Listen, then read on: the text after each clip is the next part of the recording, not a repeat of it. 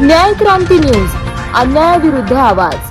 पिंपरी चिंचवड शहरात पाणी टंचाईचा प्रश्न दिवसेंदिवस गंभीर होत चालला आहे। या पार्श्वभूमीवर 16 एप्रिल 2026 रोजी झालेल्या महत्त्वाच्या बैठकीत नागरिकांनी पालिका प्रशासनावर तीव्र नाराजी व्यक्त केली आहे। माननीय उच्च न्यायालय आणि पुणे विभागीय आयुक्त यांच्या निर्देशानुसार पिंपरी चिंचवड महानगरपालिकेच्या ड प्रभागात ही बैठक आयोजित करण्यात आली होती।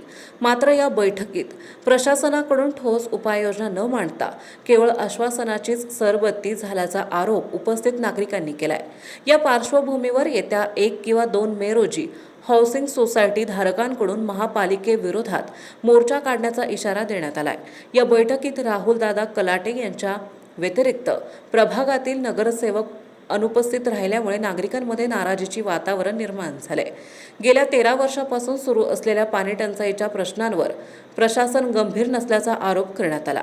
नागरिकांनी अनेक गंभीर मुद्दे मांडले, ज्यामध्ये अनधिकृत नळ जोडण्यांवर कारवाईचा अभाव, पिंपळे सौदागर वाकड ताथवडे भागातील अनियमित पाणी पुरवठा, अशुद्ध पाणी पुरवठ्याच्या तक्रारी, नवीन नळ जोडणी अर्ज प्रलंबित राहणे, सोसायट्यांना दरवर्षी लाखो रुपयांचा अतिरिक्त पाण्याचा खर्च, शहरात वाढणाऱ्या लोकसंख्येच्या तुलनेत अपुरा पाणी पुरवठा, आकुर्डी आणि प्राधिकरण भागात रोज तर आमच्या भागात दिवसाड असा भेदभाव का, याचे उत्तर अधिकारी देऊ शकले नाही, पण यावर कारवाई करू असे सांगितले गेले। अनधिकृत नळ जोडणी, पाणी चोरी, टँकर लॉबीतर्फे बेकायदेशीर होणारा पाणी पुरवठा यासारख्या मुद्द्यावर प्रशासनाला जाब विचारण्यात आला।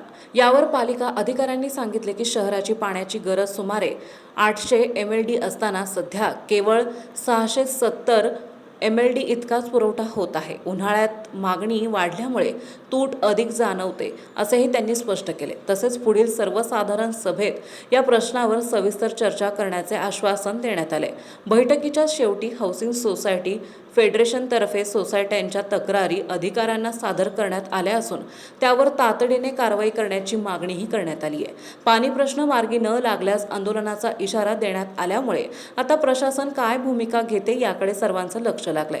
बैठकीला पिंपरी चिंचवड हाऊसिंग फेडरेशनतर्फे सचिन लोंढे, पुरुषोत्तम पाटील, प्रशांत काटे यांनी बैठकीस हजेरी लावून पाणी समस्येची कायदेशीर बाजू प्रभावीपणे मांडली।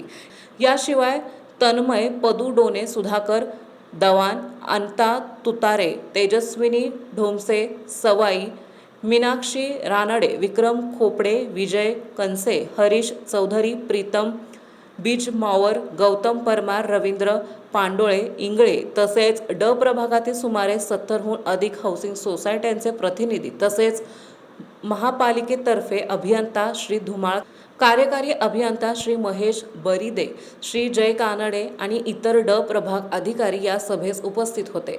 नागरिकांनी मांडलेल्या प्रमुख समस्या पिंपरी चिंचवड हाऊसिंग फाउंडेशनतर्फे तसेच सोसायटी पद अधिकारी उपस्थित मान्यवर उपस्थित होते।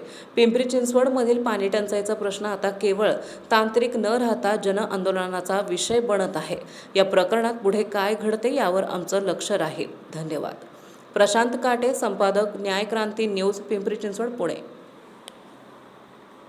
आपल्या परिसरातील बातम्या पाहण्यासाठी चॅनलला सबस्क्राईब करा, व्हिडिओला लाईक करा आणि बेल आयकॉन दाबायला विसरू नका।